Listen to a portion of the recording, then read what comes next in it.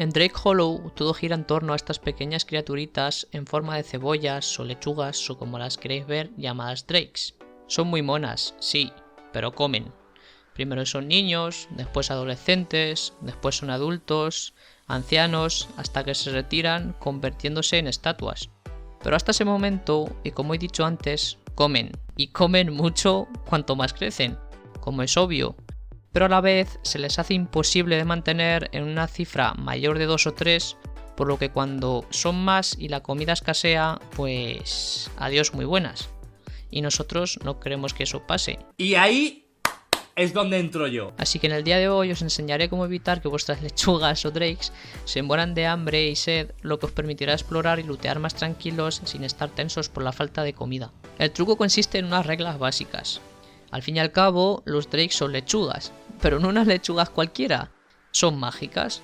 Entonces lo que haremos para que no se mueran es tan simple como devolverlas a la tierra, y al ser mágicas ni hará falta regarlas. Ah, caray, eso sí me interesa. Granjeros, tomen nota. Estoy hablando de la hibernación. Como todos sabemos, antes de encontrar un drake, este suele estar enterrado hibernando, y también sabemos que durante la hibernación no se mueren. Entonces nuestro objetivo será hacer que los drakes de nuestro campamento se agoten de cansancio y se vuelvan a hibernar, lo cual se consigue tras dejarlos pasar un par de noches sin camas y durmiendo en el suelo.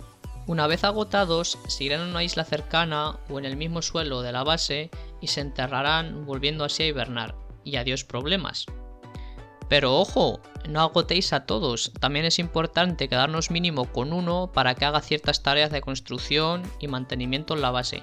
Yo recomiendo que os quedéis con 2, ya que no serán muy difíciles de mantener y os dará mayor eficiencia a la hora de hacer tareas en el campamento. Y al tener al resto hibernando, la poca comida que vayáis encontrando será suficiente para alimentar a los pocos drakes que decidáis mantener despiertos.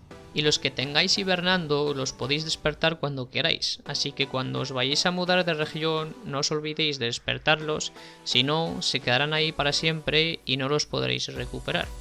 Y eso es todo, así que ya podéis volver a vuestras granjas a cuidar de vuestras lechugas.